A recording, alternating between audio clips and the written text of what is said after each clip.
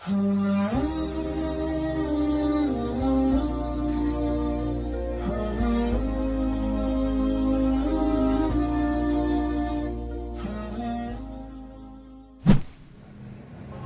bismillahirrahmanirrahim. Izin saya. Alhamdulillah wassalatu wassalamu ala Rasulillahi amma ba'du. Nas'alullaha at-tawfiq wal inayah was-siyanah wal inabah wad-dawam 'ala al-mukarramat walhamdulillahi rabbil alamin. Kita sudah memasuki hadis yang ke-21, yaitu penjelasan hadis bahwa mempelajari Al-Quran dan mengajarkan Al-Quran itu bagian daripada umat terbaik, ya. Mengajarkan dan mempelajari Al-Quran bagian daripada umat terbaik. Inna man ta'allama Al-Qur'ana wa 'allamahu kana min khairi hazil ummati wa afdaliha. Sesungguhnya orang yang mempelajari Al-Quran dan mengajarkannya adalah bagian daripada umat terbaik dan juga seafdal-afdalnya. Nah, jadi kita kalau kemudian mengacu kepada hadis lain mengatakan khairu man yamshi ala wajhil ardi al-muallimuna wal muta'allimun, yaitu sebaik-baik yang berjalan di muka bumi ini adalah mereka yang belajar dan mereka yang mengajar. Nah, itu sudah mendapat derajat sebaik-baik yang berjalan. Nah, sedangkan apalagi di sini adalah yang diajarkan itu adalah Al-Quran. Nah, tentu dua kemuliaan. Kemuliaan mengajar itu yang ia dapatkan, dan yang kedua adalah kemuliaan daripada Al-Quran yang ia ajarkan. Nah, an Abi Abdurrahman As-Sulami an Utsman ibn Affan radhiyallahu anhu anin Nabi sallallahu alaihi wasallam qala khairukum man ta'allama al-Qur'ana wa 'allamah, rawahul Bukhari. Sebaik-baik kalian adalah orang yang mempelajari Al-Quran dan juga mengajarkannya. Wa fi riwayatin inda al-Bukhari wa Tirmizi an Utsman ibn Affan radhiyallahu anhu qala an-nabiy sallallahu alaihi wasallam inna afdalakum man ta'allama al-Qur'ana wa 'allamah. Sesungguhnya sebaik-baik kalian adalah yang mempelajari Al-Quran dan mengajarkannya. Nah, jadi kalau kemudian kita apapun ya profesi kita, apapun kegiatan kita, setidaknya yang mengajarkan Al-Quran itu, kepada anak kita itu, ataupun kalau bisa kepada cucu kita adalah kita. Ya. Biar Al-Quran yang agung, Al-Quran yang mulia ini, ya, supaya kita dapat jariahnya senantiasa kapanpun ketika dia membaca Quran kala, itu kita yang mendapatkan jariahnya. Atau kalau kemudian kita nggak mampu nih karena kesibukan mengajarkan anak kita, karena kesibukan mengajarkan cucu kita nggak mampu secara langsung, maka kita sediakan fasilitas yang membuat dia mudah untuk mempelajari Al-Quran. Ini seperti halnya adalah mempersiapkan perang. Kata Rasulullah kan, man jahaza ghaziyan fi sabilillah faqad ghaza. Siapapun yang mempersiapkan perang di jalan Allah, maka dia sudah terhitung sebagai orang yang berperang. Jadi ada orang yang dulu nggak mampu berperang memang, tapi dia persiapkan segalanya untuk mendukung peperangan itu terjadi. Nah, ini kata Rasulullah, man jahaza ghaziyan fi sabilillah faqad ghaza. Siapapun yang mempersiapkan ya peperangan di jalan Allah, maka dia sungguh telah berjihad. Kata Rasul begitu. Nah, begitupun demikian. Kalau kemudian kita tidak mampu mengajarkan Al-Quran itu secara langsung kepada anak kita, atau kemudian kepada orang yang dekat dengan kita, maka persiapkan fasilitas yang memudahkan dia untuk belajar Al-Quran itu. Nah, itu seperti halnya kita berjihad dalam mengajarkan Al-Quran. Atau kita dukung komunitas-komunitas yang mengadakan pembelajaran Al-Quran. Ya, biar kita dapat, ya, selama anak itu nanti bisa membaca Al-Quran, dan selama dia membacakan Al-Quran, bacaannya baik, selama itu juga aliran pahala itu terus mengalir kepada kita. Nah, begitu. Jadi untuk menciptakan jariah ya dalam ibadah itu, ya, bisa dengan mengajarkan ilmu, bisa dengan mempersiapkan orang yang dapat berjihad di jalan ilmu itu. Ya. Jadi kalau kita punya potensi ya soal mengajarkan ini, jalankan apapun itu profesi kita. Walaupun apapun yang bisa kita ajarkan, walau hanya sekedar alif bata nggak jadi masalah. Ya, diajarkan. Ya, jangan pernah tinggalkan mengajarkan untuk mendapatkan keutamaan daripada hadis Rasulullah. Yang kedua tadi, kalau kemudian mengajarkan ini tidak mampu, kita berikan dukungan. Ya, ini. Jadi persiapan untuk persiapan secara material misalnya untuk mendukung orang itu berdakwah, untuk mendukung orang itu mengaji, untuk mendukung anak itu bisa mengaji Al-Qur'an dan sebagainya. Nah, gitu. Makanya karena hadis inilah. Nah, ini ada komentar Abu Abdurrahman As-Sulami. Ada komentar beliau, qala Abu Abdurrahman As-Sulami, "Dzalika aq'adani maq'adi hadza wa kana rahimallah qad jalasa 40 sanatan yu'allimun nasa fi Masjidil Kufah." Jadi Abdurrahman As-Sulami berkomentar, karena hadis inilah yang mendudukkan aku di tempat yang sekarang. Ya. Hadis inilah yang membuatku duduk di tempat yang sekarang, kata Abdurrahman As-Sulami. Emang Abdurrahman As-Sulami apa pekerjaannya? Wa kana rahimallah qad jalasa 40 sanatan yu'allimun nasa fi Masjidil Kufah. Jadi, ya, Abdurrahman As-Sulami ini telah mengajar 40 tahun di Masjid Kufah. Ya, 40 tahun di Masjid Kufah mengajarkan Al-Qur'an. Ya, mengajarkan Al-Qur'an. Kenapa bisa demikian? Karena dia tahu akan keutamaan orang yang mempelajari dan juga mengajarkan daripada Al-Qur'an. Nah, itu. Kemudian, ya, faedah kedua daripada hadis ini, ya, mengajar dan mengajar, belajar dan mengajarkan. Belajar dan mengajarkan ini adalah menyatukan antara apa? Penyempurnaan terhadap dirinya dan penyempurnaan terhadap orang lain. Karena orang yang belajar itu, ya, orang yang belajar itu adalah menyempurnakan pengetahuan kepada dirinya. Dan orang yang mengajarkan itu menyempurnakan pengetahuan terhadap orang lain. Jadi ada dua di sini. Menyempurnakan untuk dirinya, menyempurnakan untuk orang lain. Nah, jadi belajar saja sudah dapat keutamaan, tentu mengajarkan karena membantu orang lain untuk mengetahui, ini juga dapat kesempurnaan lagi.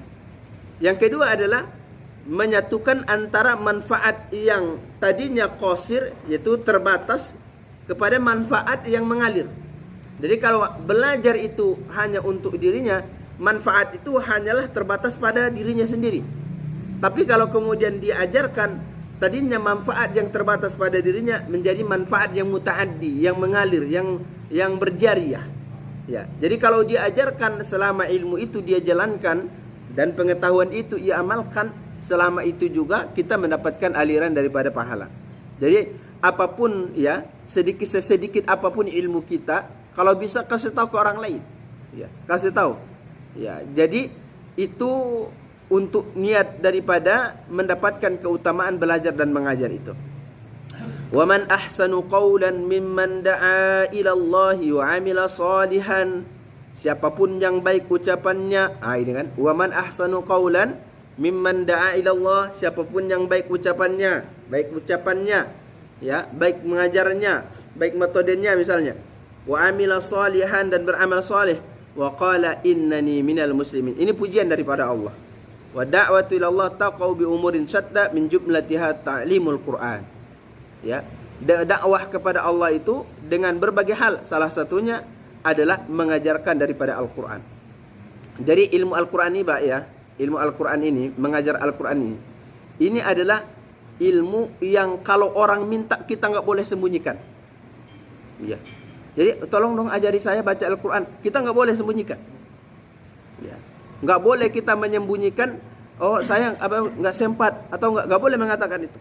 Ya, guru kami Syekh Mahir, ya, guru kami Syekh Mahir, beliau itu duduk di tempat makroknya, siang, pagi dan malam hanya mendengarkan setoran hafalan kami. Ya, mendengarkan siang, pagi dan malam. Ya, hari-harinya hanya itu. Ya, ada yang menyetorkan qiraatnya, ada yang menyetorkan riwayat hafaznya, ya.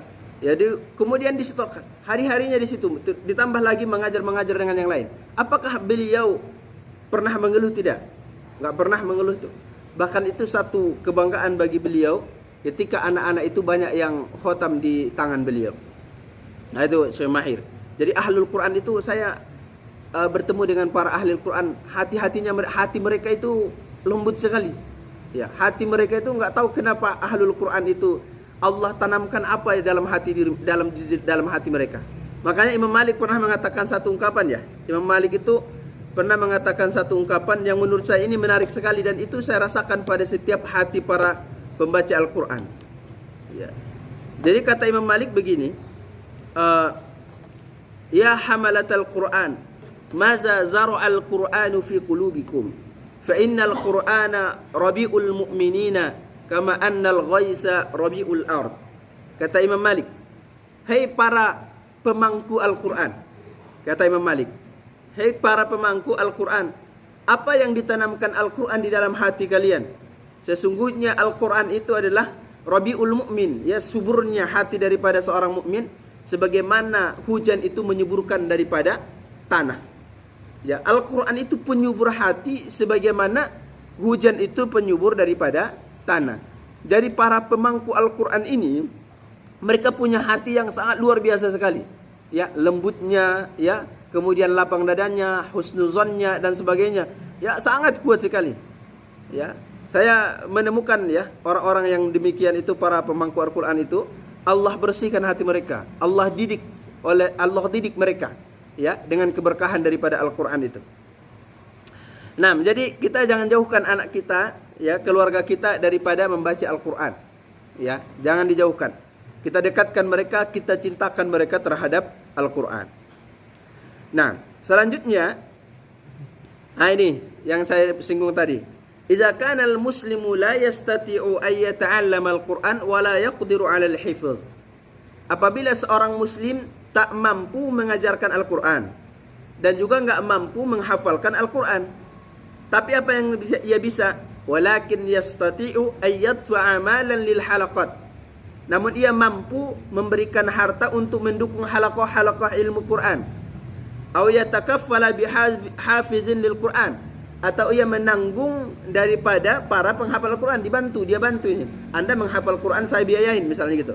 Fahaluhu kahail lazi yujahizu ghazian. Maka keadaannya seperti orang yang mempersiapkan seorang pejuang lil jihad, untuk jihad. Kama sabata fi sahihain, sebagaimana ditetapkan dalam hadis sahih Bukhari dan Muslim, Rasulullah sallallahu alaihi wasallam bersabda, "Man jahaza ghazian fi sabilillah." Siapapun yang mempersiapkan pejuang di jalan Allah, faqad ghaza, maka sungguh dianggap ia telah berjuang. Nah, gitu. Ini adalah seperti yang kita sebutkan tadi, orang yang terlibat dalam mempersiapkan perjuangan orang lain di jalan Allah, maka dia terhitung orang yang berjihad di jalan Allah. Orang yang kemudian terlibat dalam mempersiapkan orang penghafal Al-Quran, maka dia terhitung sebagai orang yang menghafal daripada Al-Quran, mendapatkan pahala orang yang menghafalkan daripada Al-Quran. Nah, baik.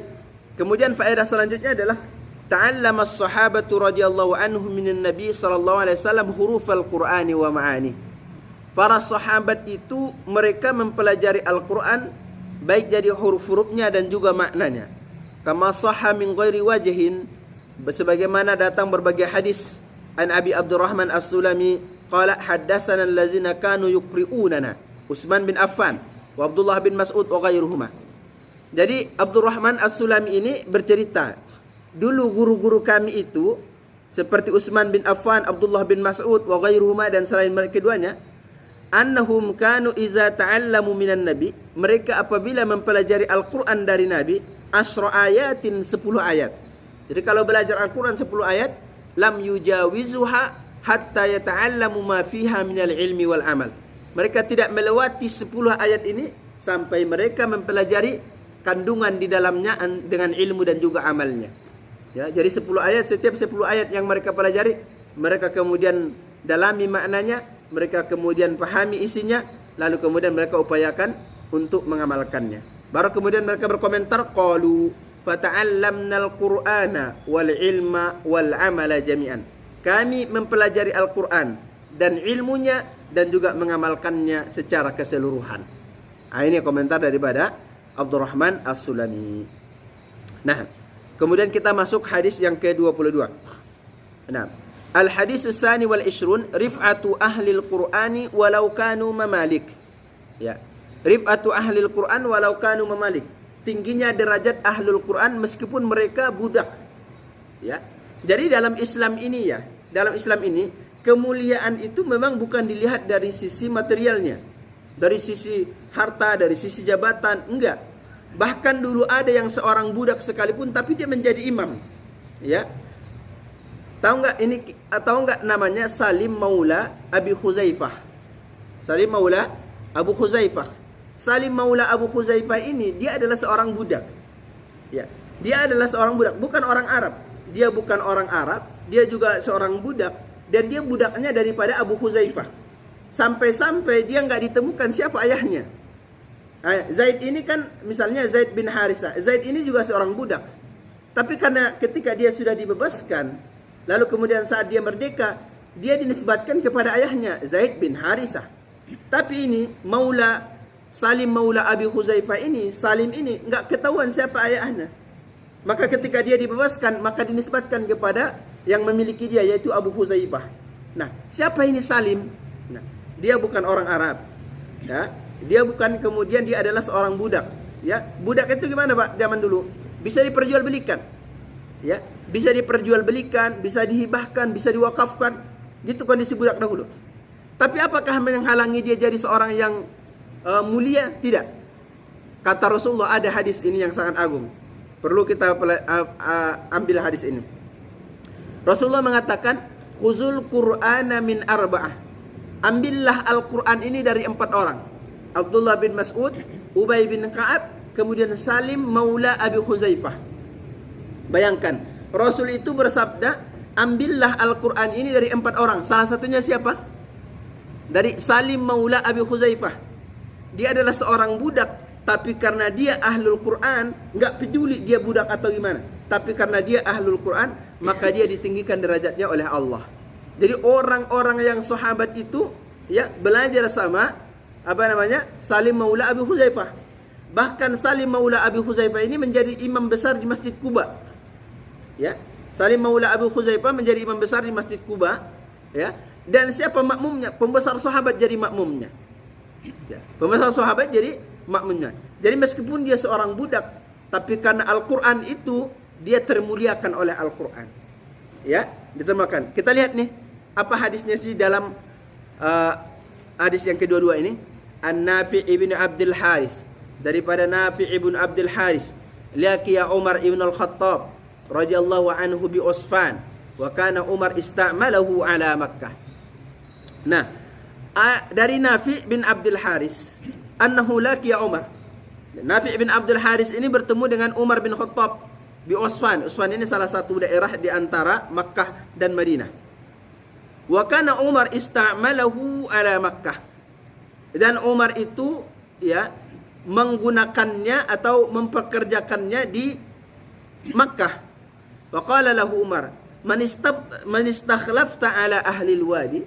Siapa yang engkau gantikan di ahlul wadi? Nah, jadi gini, Umar bin Khattab ini ya punya, disebutnya menteri, ya, punya pembantu namanya Nafi' bin Abdul Haris. Nafi' bin Abdul Haris ini ditugaskan oleh Umar sebagai ya pemimpin di Asfan atau di Usfan, di pemimpin. Namun tatkala Nafi' ini bertemu dengan Umar, lalu Umar bertanya kepadanya, siapa yang engkau jadikan pengganti Anda di wilayah Anda? Kata Umar kepada Nafi'. Kemudian dia mengatakan, istakhlabtu alaihim ibna Abza. Saya ya digantikan posisiku di sana oleh Ibnu Abza. Kemudian Umar bertanya, siapa itu Ibnu Abza? Kemudian Nafi' ini mengatakan, rajulun min mawalina. Dia adalah seorang budak dari kami. Qala Umar, istakhlabta alaihim maulan. Engkau menggantikan menjadi pemimpin di hadapan kaummu adalah seorang budak. Waqala, kemudian Nafi' ini mengatakan, innahu qari'un li kitabillah. Sesungguhnya dia adalah pembaca kitab Allah, alimun bil faraidi, mengetahui daripada ilmu-ilmu faraid, fardu. Waqala Umar, ama inna nabiyakum. Kemudian Umar berkomentar, sesungguhnya nabi kalian qad qala, telah bersabda, innallaha yarfa'u bihadzal kitabi aqwaman wa yad'u bihi akharin. Sesungguhnya Allah Ta'ala ya dengan kitab ini mengangkat derajat beberapa kaum dan menghinakan daripada beberapa kaum. Nah, ini adalah Ibnu Abza ini, dia mendapatkan posisi pengganti daripada Nafi sebagai pemimpin hanya karena apa? Karena dia adalah seorang yang mempelajari daripada ilmu Al-Quran. Ya, dia mempelajari ilmu Al-Quran sehingga statusnya sebagai budak pun tidak menghalangi dia menjadi seorang yang mulia di sisi Allah dan menjadi mulia juga di sisi daripada orang lain. Kenapa bisa demikian? Karena Al-Quran sudah datang. Innallaha yarfa'u bihadzal kitab aqwaman. Sesungguhnya Allah mengangkat derajat beberapa orang atau beberapa kaum dengan Alkitab ini, dengan Al-Quran ini. Nah, kita lihat nih ya, Nafi Maula Ibni Umar. Pernah nggak kalian dengar nama Nafi? Benar ya? Nafi budaknya daripada Ibnu Umar. Ya, Ibnu Umar yaitu Abdullah bin Umar punya budak yang bernama Nafi. Ya, punya budak namanya Nafi. Nah, apa yang terjadi dengan Nafi ini? Nafi ini dia menjadi imam Madinah. Ya, dia menjadi imam Madinah. Siapa murid-murid Imam Nafi? Siapa murid Imam Nafi? Murid terkenalnya adalah Imam Malik, pendiri mazhab Maliki. Bayangkan seorang budak mampu mengeluarkan seorang murid menjadi imam di dunia. Imam Malik, mazhab Maliki.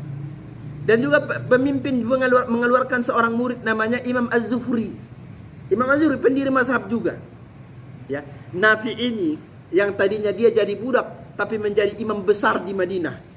Budak tapi jadi imam besar di Madinah, dikunjungi oleh berbagai orang di seluruh dunia dan mengeluarkan murid-murid terhebat. Ya, kenapa bisa Imam Nafi ini begini? Karena dimuliakan oleh Al-Quran. Dimuliakan oleh Al-Quran.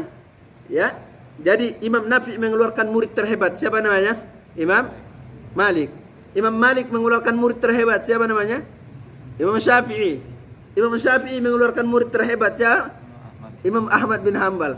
Ya, Imam Nafi yang tadinya dia seorang budak, tapi karena dengan Quran, karena dengan ilmu, dia menjadi imam Madinah yang dikunjungi oleh berbagai orang di seluruh penjuru dunia dan mengeluarkan, bukan hanya mengeluarkan guru-guru biasa, mengeluarkan imam. Mengeluarkan imam. Imam Malik, ya, Imam Az-Zuhri dikeluarkan oleh beliau dari madrasahnya. Nah, itu.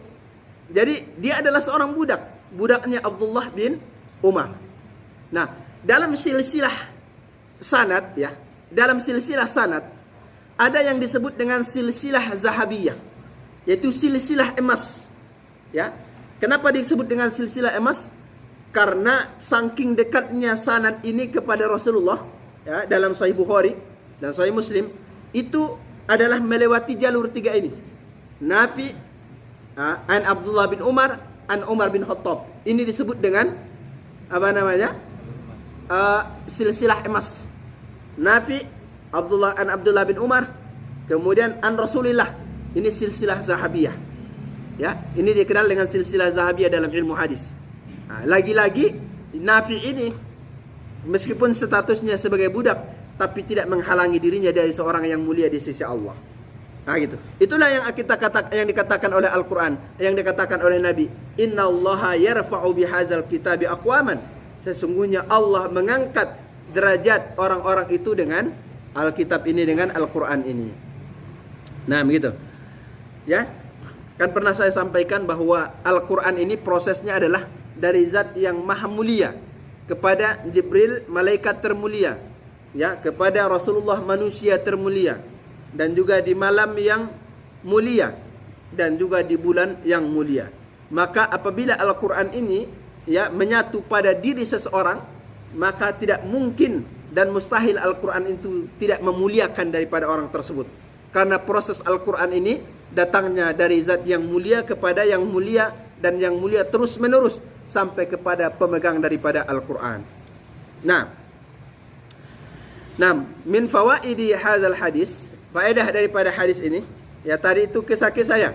Setidaknya ada 3 kisah yang kita dapatkan tadi, ya, bahwa mereka yang tadinya budak tapi dimuliakan oleh karena Al-Quran. Yang pertama, kisah Salim Maula Abi Khuzaifah. Yang kedua, kisah Ibnu Abza. Dan yang ketiga adalah kisah daripada Nafi Maula Umar. Ya, 3-tiganya adalah seorang budak yang termuliakan karena Al-Quran. Nah, baik, faedah daripada hadis ini, ya, faedah daripada hadis ini adalah innallaha yarfa'u bihadzal kitabi aqwaman. Maksudnya apa? Terangkat derajatnya dengan Al-Quran ini adalah bihadzal Qur'ani tasdiqan bi akhbari. Ya, membenarkan dengan berita apapun yang di dalamnya. Wa tanfizan li awamiri, dan melaksanakan perintahnya. Wa jatinaban li nawahi, dan menjauhi larangannya. Wa ihtidaan bihadyi, dan mencari petunjuk dengan petunjuknya. Wa tahalluqan bima ja'a min akhlaqih, dan juga berakhlak dengan akhlak Al-Quran. Wa kulluha akhlaqun fadilah, dan semuanya adalah akhlak terpuji. Fa inna Allah Ta'ala yarfa'uhu bihi fid dunya wal akhirah, sesungguhnya Allah akan mengangkat derajatnya di dunia dan di akhirat. Ya, jadi kalau sudah menjalankan ini, terangkat derajatnya di dunia dan juga terangkat derajatnya di akhirat. Nah, Taib, ahlul Qur'ani, hadis yang ke-23. Nah, ahlul Qur'ani hum ahlullahi wa khassatuh. Ahlul Qur'an itu merekalah ahlu Allah. Ya, disebut dengan ahlu, merekalah ahlu Allah. Nah, an Anas radhiyallahu anhu qala Rasulullah sallallahu alaihi wasallam, inna lillahi ahlina minan nas. Sesungguhnya bagi Allah ada ahlu. Ya, ada ahlun bagi Allah. Ahlun itu kalau diterjemahkan adalah keluarga. Ya, bagi Allah ada keluarga dari kalangan manusia. Qala qila man hum ya Rasulullah? Siapakah mereka yang menjadi keluarga Allah itu ya Rasul? Qala ahlul Qur'ani hum ahlullahi wa khassatuh. Ahlul Qur'an ini mereka adalah ahlullah dan juga orang menjadi keistimewaan daripada Allah. Ya, orang yang dibanggakan oleh Allah, orang yang dikhususkan oleh Allah. Itu rawahu Ahmad wan Nasa'i. Nah, jadi ahlul Quran ini menjadi sosok yang sangat istimewa nanti di sisi Allah. Ya, karena ahlul Quran ini adalah pilihan Allah. Tidak mungkin ada orang, ya, tidak mungkin ada orang Allah tunjuki dia dekat dengan Al-Quran, menghafal Al-Quran, mempelajari Al-Quran, kalau dia bukan orang yang diistimewakan oleh Allah Ta'ala. Makanya kalau tafsir An-Nasafi mengatakan, ketika Al-Quran berbicara tentang Nabi Musa, ya, Al-Quran berbicara tentang Nabi Musa, inni stofaituka ya Musa, inni stofaituka birisalati wa bikalami. Hai Musa, aku memilihmu itu orang sebagai rasulku, dan juga memilihmu sebagai seorang yang kalimku yang dapat berbicara denganku. Maka ditafsirkan oleh ulama, sebagaimana Nabi Musa terpilih sebagai kalimullah, maka para pembaca Al-Quran dan para pembelajar Al-Quran itu juga disebut dengan kalimullah, terpilih oleh Allah sebagai kalimullah. Kenapa? Karena orang yang membaca Al-Quran itu sejatinya sama dengan orang yang bercakap-cakap dengan Allah. Nah, makna al-ijmal, makna secara umum ahlul Quran ini siapa? Fa ahlul Qur'ani humul lazina naqalul Qur'an. Mereka yang mengutip Al-Quran, ya, membaca Al-Quran. Wa hafazu alaih, dan mereka menjaganya. Warattaluhu kama unzil, dan mereka membacanya sebagaimana diturunkan. Wa amilu bima fih, dan mereka mengamalkan kandungannya. Fa ahallu halalah, dan menghalalkan apa yang dihalalkan.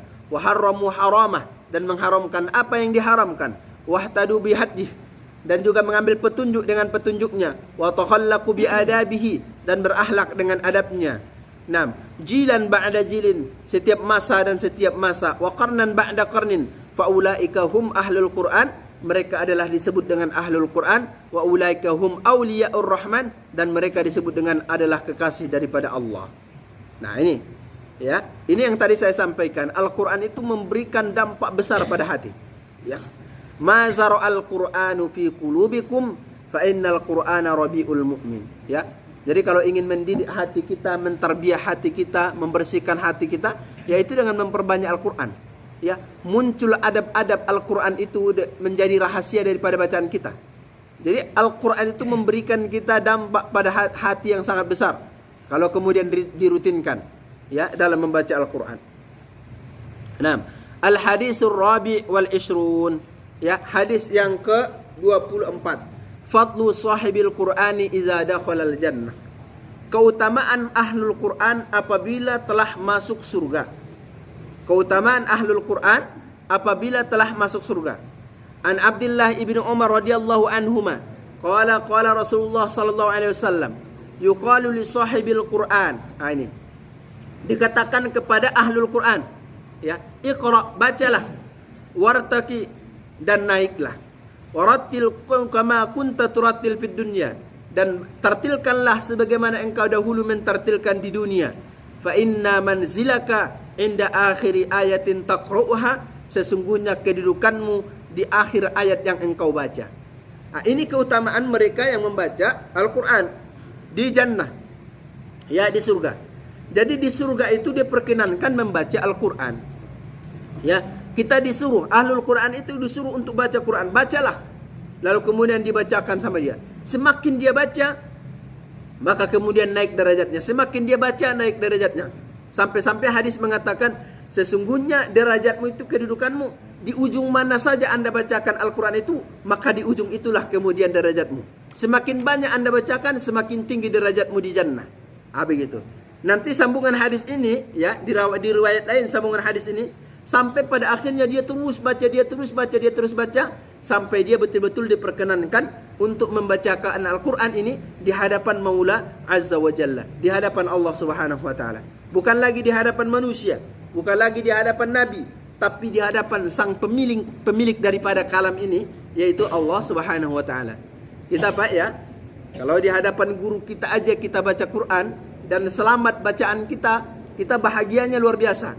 Nah, apalagi kalau kemudian di hadapan sang Maula Azza wa Jalla, itulah yang nanti akan keutamaan itulah yang nanti akan didapatkan mereka para pembelajar Al-Quran dan penghafal daripada Al-Quran.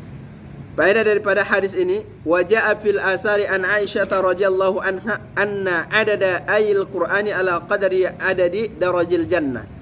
Ya. Seberapa banyak ayat Al-Quran itu, ya, sedemikianlah derajatnya di sisi Allah nanti di jannah. Fanistawfa qira'ata jami'il Quran istawla ala aqsa darajatil jannah. Siapa yang membaca seluruh Al-Quran itu, maka dia mendapatkan derajat paling puncak nanti di surga. Wa man qara'a juz'an minha, siapa yang membaca sebagian darinya, kana raqyuhu fid daraji ala qadri zalik, maka derajatnya seukuran dengan hal itu. Fayakunu muntahas sawab ala qadri muntahal qiraah, dan pahalanya pun seiring dengan selesainya bacaannya. Kalau selesai semuanya, pahalanya pada puncaknya dan derajatnya pada puncaknya. Kalau tidak selesai semuanya, maka sesuai dengan bacaan yang ia lakukan nanti di jannah. Nah, itu keutamaannya. Nah, kemudian faedah selanjutnya, man qara al-Qur'an wa dawama ala tilawati wa amila bima fihi qawlan wa amalan fa innahu yadkhulu fil hadis insyaallah wa illam yahfazhu an zahri qalbin. Perhatikan, Pak. Nah, ini daripada komentar pensarahnya. Siapa yang membaca Al-Quran dan konsisten dalam membaca Al-Quran dan mengamalkan kandungan Al-Quran, sesungguhnya ia telah masuk dalam hadis ini, dapat keutamaan hadis ini, meskipun dia tidak menghafalkannya di luar kepala. Ya, meskipun dia tidak menghafalkan di luar kepala, dia tetap dapat keutamaan ini. Tapi dengan syarat qara al-Quran, dawama ala tilawati, wa amila bima fih. Membaca Al-Quran, istiqomah, dan juga mengamalkan. Ada para penghafal Al-Quran bahkan mereka tidak mengamalkan. Para penghafal Al-Quran bahkan mereka tidak mengamalkan isinya, bahkan mereka jadikan itu sebagai bahan kesombongan dan sebagainya. Itu nggak mengamalkan kandungannya. Ya, akhirnya dia lupa. Akhirnya Al-Quran itu nggak mendidik hatinya. Al-Quran itu malah membuat dia semakin jauh daripada Allah. Ya, ada penghafal Al-Quran itu dia pernah hafal, hanya sekedar dapat sertifikat, setelah itu dapat penghafal Al-Quran, dibaca-baca kagak lagi. Yang penting dia sudah jadi mendapatkan keinginannya, dapat beasiswa atau kemudian dapat kedudukan lain, udah gitu, nggak dijaga, nggak begitu. Jadi kita menjadi ahlul Quran itu nggak mesti hafal, tapi menjadi ahlul Quran itu adalah dengan mempelajari dan juga mengamalkan, mempelajari dan juga mengamalkan. Nah, cukup dulu ya. Barakallahu fikum jami'an. Terima kasih. Allah jazakumullah khair.